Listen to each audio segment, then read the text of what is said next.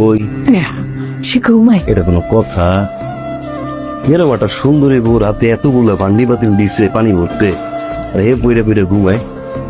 আপনার যে গুণ ভাবি, রূপ লাবণ্য তামাশা 100, এর 50 ভাগ যদি আমার বউয়ের পাইতো, তো কাপ্পিরিস ফলাই দিয়ে আমার বউরে সাজাই রাখতাম তুলে মন শুকেছে। আম্মা, আপনার আম্মারে বলে নাস্তা দিতে। আব্বা আম্মা কইছে আজকে নাস্তা দিব না।